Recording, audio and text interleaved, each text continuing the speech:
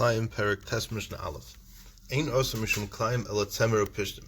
This parak is going to discuss kilei begodim, commonly known as shatnez, which is the issur of wearing a garment made from a mixture of forbidden mixture of materials. The Mishnah begins by identifying which types of materials are considered shatnez when combined.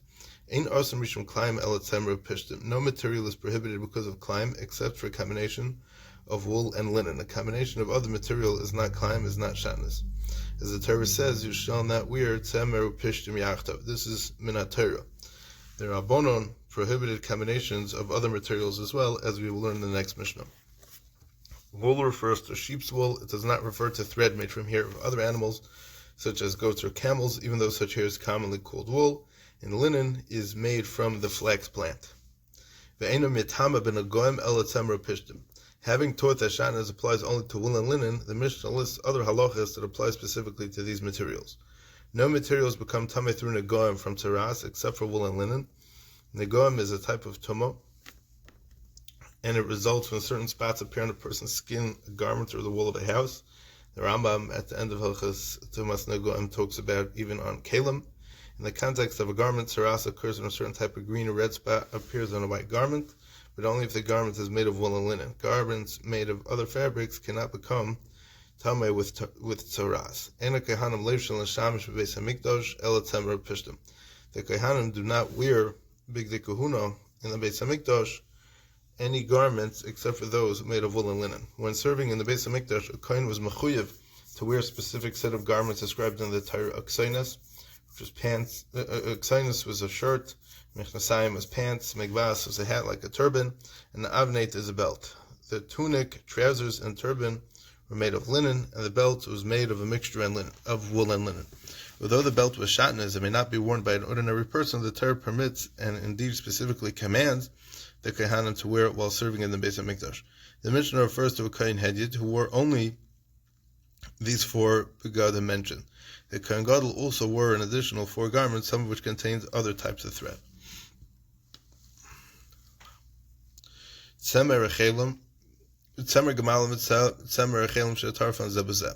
Regarding camel's hair and sheep's wool that someone blended together, in Reiv min hagamalim, if the majority of the mixture is from the hair of camels, it's mutter to combine with linen. The smaller amount of the sheep's wool is cancelled out by the camel's hair, and the mixture is viewed as containing only a camel's hair, which may be mixed with linen.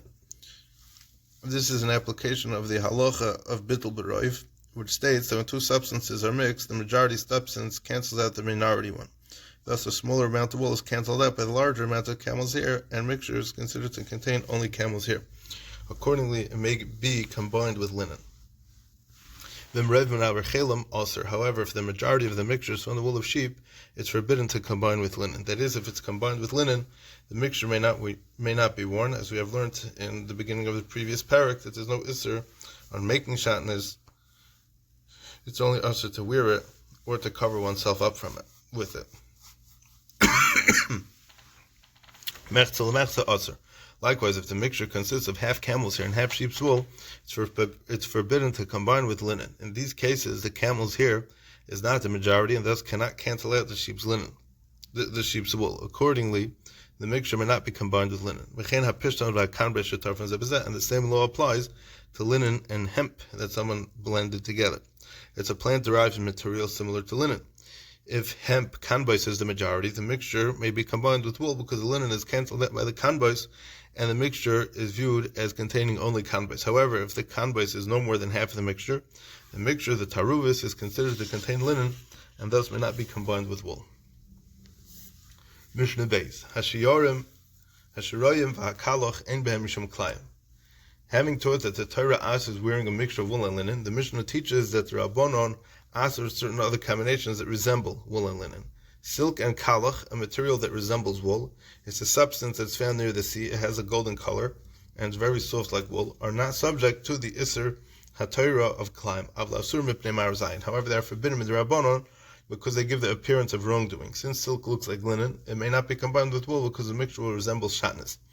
Similarly, kalach, which looks like wool, may not be combined with linen. For the same reason, a person may not wear a combination of silk and kalach either. Hakar v'haksosos ein behem mishum klayim. The Torah says that a person may not wear shatnez, nor may he cover himself with shatnez. The Torah forbids shatnez twice. In Sefer Vayikra it says, a baguette of shatnez mixture shall not come upon you. And Sefer Dvarim it says, you shall not wear shatnez. Thus a person may neither cover himself with shatnez, nor wear it, as we explained in the Hakdama to the Masechta. So the Mishnah discusses whether a person may sit or lie down on mats or cushions of shatnez. Mats and cushions made of a mixture of wool and linen are not subject to the Isser of Klayim. Thus a person may sit or lie on such a mat or cushion. This is, however, provided that his skin does not touch them. That is, he must be fully dressed so that his skin does not come into contact with the mat or the cushion. Although the Torah permits a person to sit or lie on shatnez, the Chachamim decreed that one may not rest his bare skin on such material out of concern that a loose thread might get wrapped around his skin, thereby covering him with shatnez. Mats and cushions often fray, and threads hang loose from them. It is likely that a loose thread will curl over a person's skin while he sits or lies there. Ein arai l'klayim. There's no permission to wear klayim even casually. A person may not put on a garment of shatnez even for a moment. A person may not wear a garment of klayim even on top of 10 other garments. And a person may not wear a garment of klayim afilu lignei v'sameches, even for the purpose of evading the tax. That is, a merchant who transports garments is charged a tax for the garments that he carries, but not for the clothes he is wearing. Thus, he wears as many garments as possible instead of carrying them. The Mishnah refers to a case where the tax is being collected illegally. For example, the official collecting the tax is not authorized to do so by the government, but simply demands money from people as though it is a tax and then keeps it for himself. If he is a legitimate tax collector who is appointed by the government, it's forbidden to evade the tax, since halacha obligates a person to follow the civil laws of any government, whether it's Jewish or not. If he's transporting a garment that is shatnez, he may not wear it. Although he puts on a garment simply to avoid the tax and does not intend to use the garment as an article of clothing to keep himself warm, it is nevertheless forbidden. Mishnah Gimel. Mitbechais hayodayim, hand towels, mitbechais hasvarim, wrappings for Torah scrolls, for Sifrei Torah, mitbechais hasvag, bath towels, ein behem mishum klayim, are not subject to the Isra of Klayim. These items may be made of shatnez because a person doesn't wear them or cover himself with them, which are the only uses of shatnez that are forbidden. Rabbi Elazar forbids making these items of shatnez because a person sometimes uses them to cover himself. A person sometimes wraps his hands in a hand towel in order to warm them, thereby covering himself with a towel. Similarly, a person sometimes wraps himself with a bath towel, as with a robe.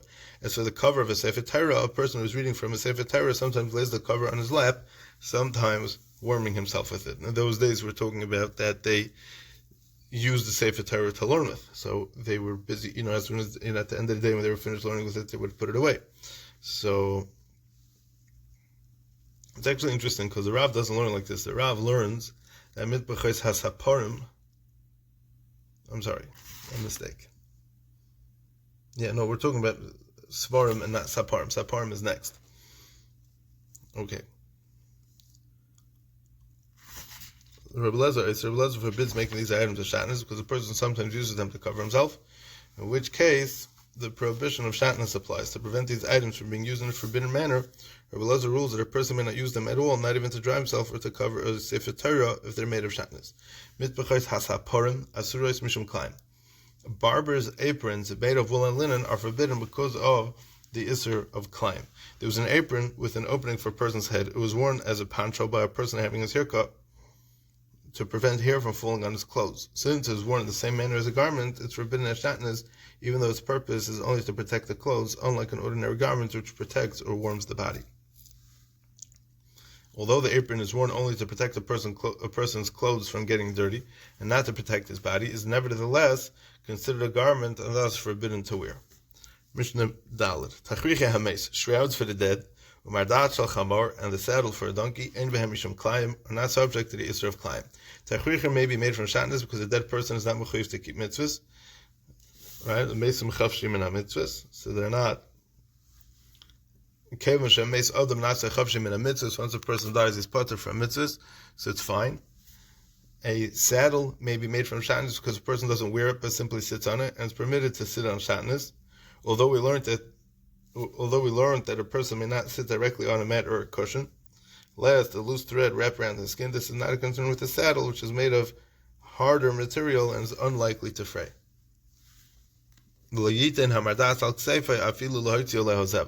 The The Mishnah mentions a case in which it's forbidden to use a saddle made of shatnez. However, one may not place a saddle of shatnez on his shoulder, even though he does it only to take out zevel, that is to place manure on top of the saddle so that the manure doesn't rest directly on his shoulder. When one who does this uses the saddle to cover oneself, which is asur. Mishnah Hey. People who sold clothes would often wear their merchandise in order to model it for customers. The Mishnah discusses whether a person who sells shatnez garments may wear his merchandise in order to display it. So garment sellers may sell shatnez garments in the usual manner, that is, they may wear the garments in order to show them to customers. As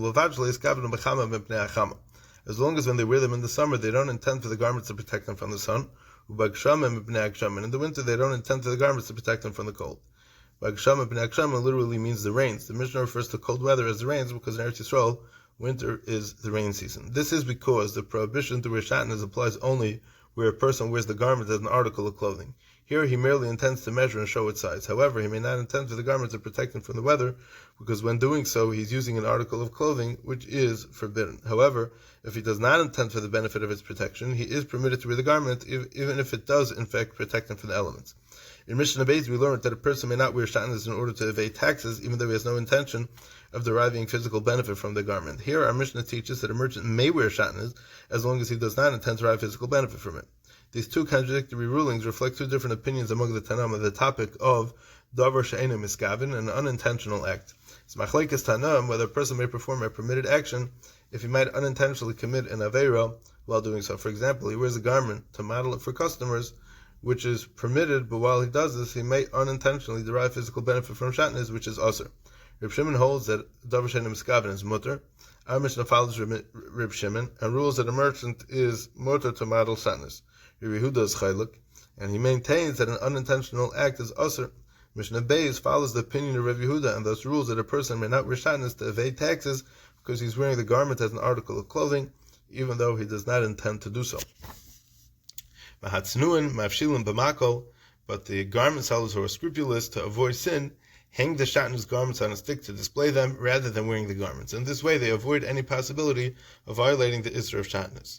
The tznuim, the machmirim al atzmon, those that are more careful about halacha, these kind of garment sellers are concerned that they might forget that the garment is shatnez and intend for it to protect them from the elements, thereby being over the isra of shatnez. Therefore, when modeling a garment for a customer, they don't wear it, but place a stick over their shoulders and hang the garments from the stick. Mishnah Vav. Toifriksus toifrin kedarka.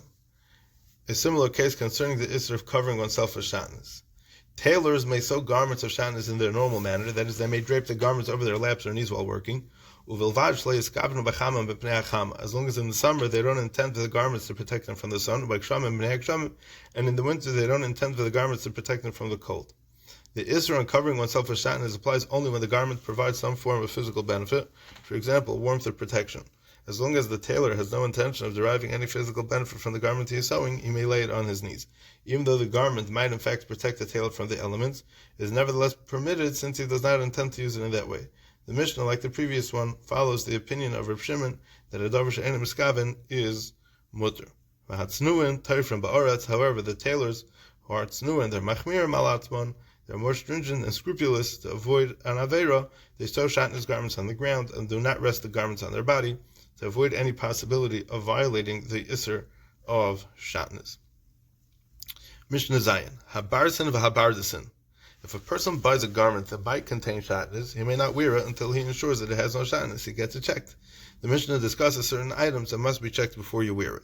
So habarsin v'habardasin, various types of woolen bed sheets, v'adal metikyon, a type of long woolen underwear, u'minalis hapinain, pinain shoes, a type of shoes made from very inferior wool. Lo yilbash behen achi yivdek, a person may not wear them until he checks to make sure that they don't contain shatnez. Since these woolen items are often sewed with linen thread, a person may not wear them until he ensures that they're not shatnez there. Although barsin and bardasin are bed sheets and are not worn but simply used to lie on, they may not be used if they are shatnez, as we learned in Mishnah Beis. Other woolen garments, though, do not have to be checked according to the Mishnah. At the time of the Mishnah, linen thread was not commonly used, and it could be assumed that a woolen garment did not contain any linen, with the exception of the items mentioned in this Mishnah. Nowadays, when linen is commonly available, most woolen garments must be checked to ensure that they don't contain linen. Rabbi Yossi Omer, Rabbi Yossi says, if these items come from coastal areas overseas, that is, coastal areas located outside Eretz Yisrael, overseas refers to any place outside Eretz Yisrael, they do not require checking, but kanbais, because it can be assumed that they are made with hemp and not linen. In these areas, linen was very expensive and rarely used. Instead, the people sew their garments with hemp, kanbais. Therefore, there is no concern that they are shatnez. Uminal shel zered, ein by mishum k'laim. It can be assumed that a zered boot, some have the girsa zerev, and some have the girsa zered. The Rab actually has zerev. Minalim shel or, it's made out of leather. It's like suede. Some type of boot. A type of wool-lined boot does not have k'laim because it is usually not made with linen. A person may therefore wear it without checking it for shatnez. Okay, Mishnah Ches. Ein asur mishum k'laim ela tavoy va'orug. Wool and linen are forbidden as shatnez only if they are combined in a specific manner. A fabric is not prohibited as k'laim unless it is made of wool and linen threads that were spun and woven. That is, the wool and linen were spun into a thread, each on its own, and the threads were then woven together into the cloth. The standard way to make a garment is to take raw material, such as wool, linen, or cotton, comb it, spin it into thread, and then weave that thread with the other thread to create cloth, which can be fashioned into a garment. Shatnez applies minat Torah only when this procedure is followed. The next Mishnah will teach us that the Rabbanon answered even garments that do not meet this description.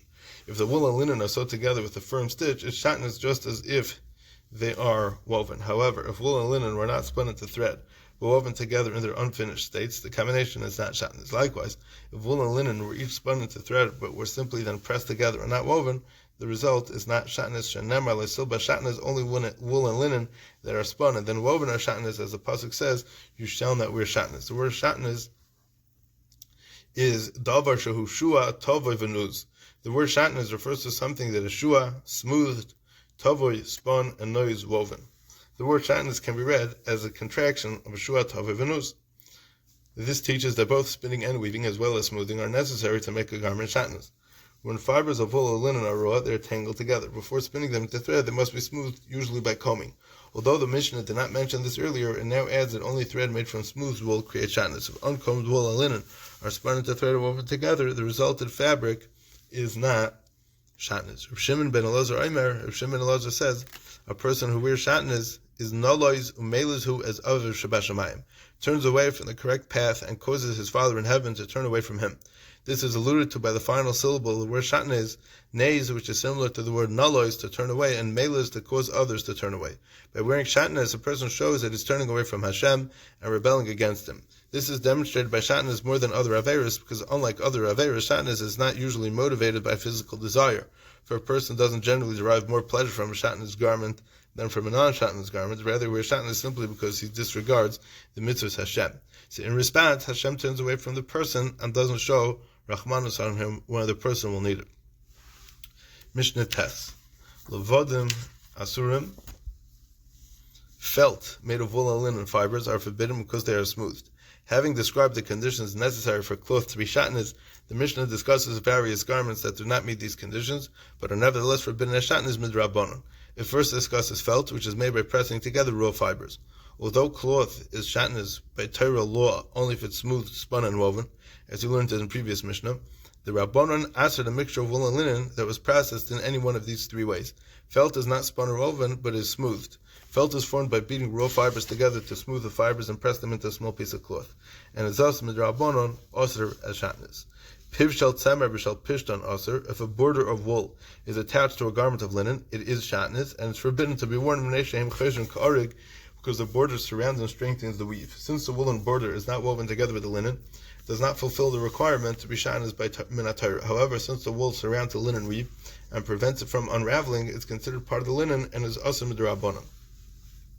Rabbi Yossi Omer, Meshichais shel argomon asurais. Belts of purple wool to be worn over a linen robe are asur mipnei shehu moilel ad shehu kosher, because the wearer tacks the belt onto the robe before he ties the belt around his waist.